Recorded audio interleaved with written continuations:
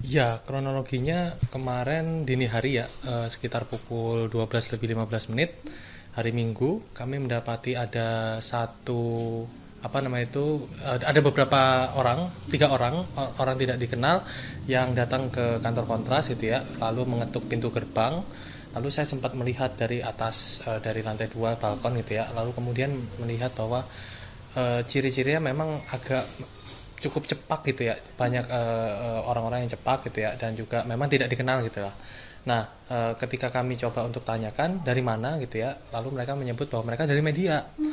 Lalu tidak kita gubris lagi, kita masuk, kita coba cek CCTV, lalu mereka langsung pergi dari situ. Nah, proses menurut kami salah satu proses yang kemudian terjadi dini hari kemarin itu adalah salah satu dugaan intimidasi, karena selain kemudian ada 3 orang yang datang ke kantor kontras, salah satu staf kami itu mendapatkan 3 panggilan dengan dari nomor tidak dikenal gitu ya, yang setelah kami cek ternyata terafiliasi ke Din Intelkam gitu, atau detasemen Intel yang berasal dari Angkatan Darat gitu. Jadi kami melihat ada semacam upaya sistematis gitu, karena kami berasumsi gitu ya, dalam beberapa waktu terakhir mulai dari Februari sampai Maret itu ya, kami cukup gencar bersama dengan koalisi masyarakat sipil melakukan advokasi terkait dengan pembahasan atau proses untuk menunda pembahasan rancangan undang-undang TNI gitu ya, yang kami nilai pertama secara substansi dia masih banyak pasal-pasal yang kemudian menghidupkan kembali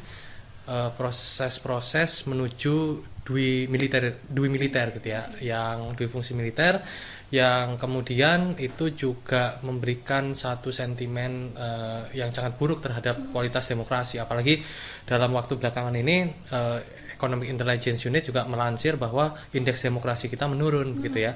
Nah, kami khawatir gitu ya, RUU TNI ini apabila disahkan dia akan semakin mengikis proses-proses atau nilai-nilai demokrasi. Mungkin seperti itu dulu Mbak Rama. Oke, kalau jam tepatnya ke malam itu jam berapa ya Mas? Ketika 3 orang itu datang itu waktu menunjukkan pukul 12.15 menit. Jadi 12 lebih 15 menit. Selang 5 menit kemudian ya mereka langsung pergi gitu ya. Tapi kami kemudian mendapati setelah 3 orang itu pergi, ada teman-teman kami yang patroli di sekitar area kantor, mendapati ada beberapa orang-orang mencurigakan gitu ya di sekitar area kantor yang tidak pernah terlihat sebelumnya. Jadi kami mungkin merasa bahwa beberapa orang-orang itu memang punya kepentingan tertentu gitu ya, apalagi melihat intensitas advokasi yang dilakukan oleh kontras, belum lagi kemudian berbicara ketika proses aksi interupsi yang dilakukan oleh kontras dan koalisi masyarakat sipil di Hotel Fairmont. Itu Mbak. Itu langkah dari kontras sendiri ke depannya bagaimana Mas? Kan ada yang seperti mencurigakan, udah mendatangi, apakah akan melaporkan kepada kepolisian atau gimana? Iya, sejauh ini kami masih melihat ya situasi perkembangannya ya. Kami rasa eskalasinya tentu gitu ya masih kita baca, apakah kemudian eskalasi ancamannya akan naik gitu ya, atau memang stagnan seperti ini. Jadi kami masih wait and see kira-kira langkah seperti apa yang akan kami lakukan, tapi tentu kemudian adalah salah satu pertimbangan untuk melaporkan ke pihak yang berwajib gitu ya. Lagi-lagi ini bagian dari intrusi atau disrupsi lah ya, gangguan yang kemudian membuat kami juga merasa tidak nyaman gitu ya. Jadi kami juga akan mempertimbangkan untuk melaporkan kepada pihak yang berwajib. Selain itu memang kami juga terus meminta dukungan dari masyarakat secara luas gitu, karena lagi-lagi proses pembahasan RUU TNI ini harus dikawal secara bersama Mbak gitu ya.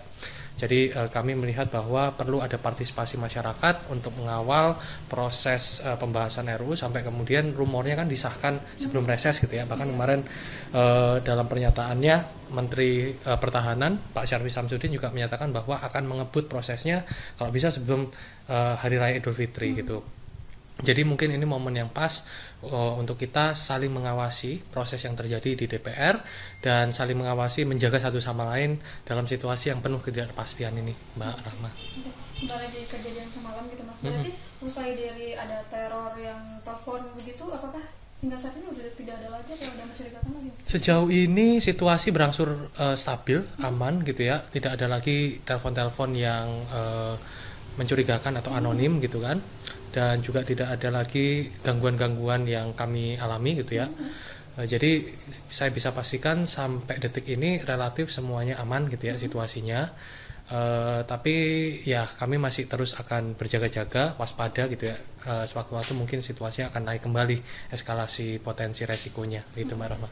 Saya juga dapat kabar katanya dari pihak Fairmont ini juga akan melaporkan kontras gitu kan, kegaduhan gitu. Iya. Sudah dapat informasinya gitu. Betul, kami sudah dapat broadcast laporannya, tapi kami masih belum dapat laporan polisi resminya, salinan resminya. Jadi kami masih menunggu LP resminya. Jadi kami tidak mau berspekulasi apakah kemudian benar sudah ada pendaftaran soal laporan polisi yang rumornya juga dilakukan oleh security Hotel Fairmont kan gitu ya, dengan beberapa pasal gitu yang saya juga ingat, pasal 170 kalau nggak salah, itu berkaitan dengan ancaman dan lain sebagainya. Jadi kami juga melihat bahwa konstruksi pasal yang disangkakan itu juga sepertinya cenderung dipaksakan gitu ya. Karena lagi-lagi kalau berbicara proses yang terjadi pada hari Sabtu kemarin, 3 orang teman kami gitu ya melakukan aksi interupsi, semuanya sudah melalui protokol security check dari pihak hotel. Artinya tidak ada barang-barang atau benda-benda yang bisa dikategorikan sebagai benda-benda dengan potensial harmful gitu ya. Artinya punya potensi untuk kemudian dapat melukai, mengancam, dan juga secara tidak langsung juga mungkin intinya melukai lah.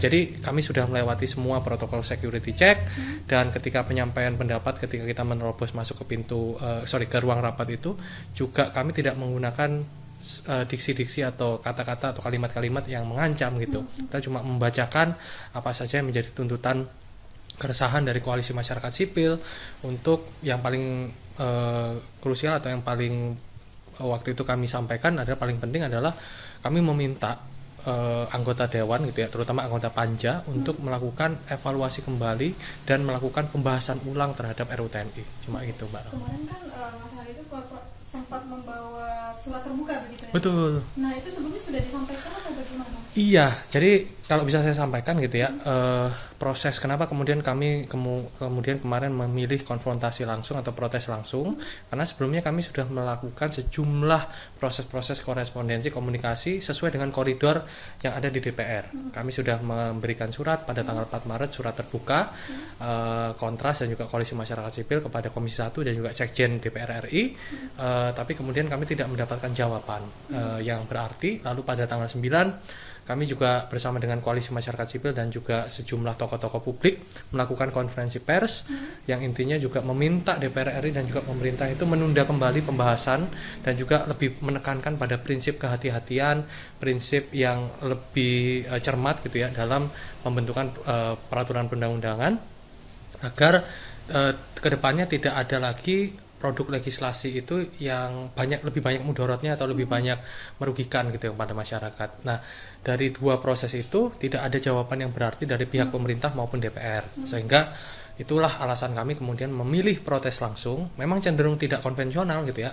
Tapi kami rasa ketika saluran untuk menyampaikan aspirasi ditutup, konfrontasi atau pertemuan langsung dengan para anggota dewan menurut kami adalah salah satu cara yang bisa dilakukan sebaik-baiknya yang dilakukan oleh masyarakat atau warga. Tapi semalam diusir ya dalam tanda kutip. Betul, iya. Kami cuma ada waktu 1 menit untuk menyampaikan tuntutan, lalu kemudian pihak security protokoler langsung meminta kami keluar dengan cukup paksa gitu ya. Bahkan kemudian ada salah satu staf kami yang terdorong dan tersungkur gitu, Mbak. Berarti kalau dari sermon kemarin itu sudah tidak ada apa-apa lagi berarti itu ya? Sudah, kalau ngelihat rundown acaranya, acara itu cuma hari Jumat sampai hari Minggu. Minggu itu check out. Jadi pembahasan itu dilakukan dari mulai hari Jumat 13.30 setelah Jumatan sampai jam 10, lalu dilanjutkan hari Sabtu dari pagi sampai jam 10 malam. Hari ini Minggu jam 10 pagi itu check out. Jadi 3 hari 2 malam prosesnya. Kalau begitu. Lihat dari yang tadi yang mungkin akan dikebut sebelum hari Fitri gitu. Dari Kontras sendiri misalnya kalau itu terjadi bagaimana?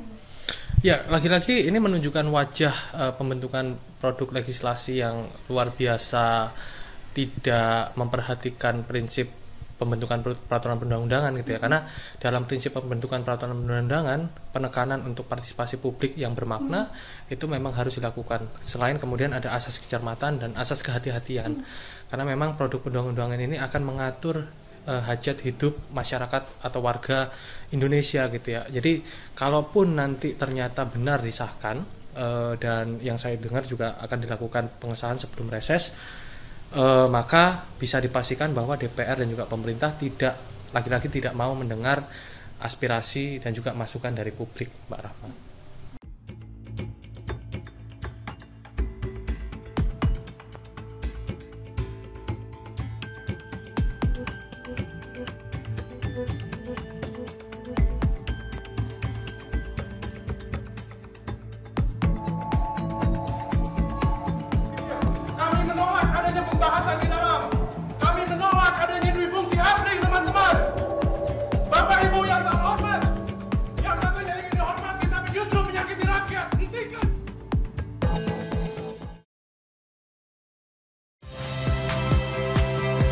Saya, My Sister Tarigan.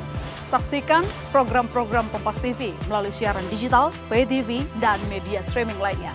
Kompas TV, independen, terpercaya.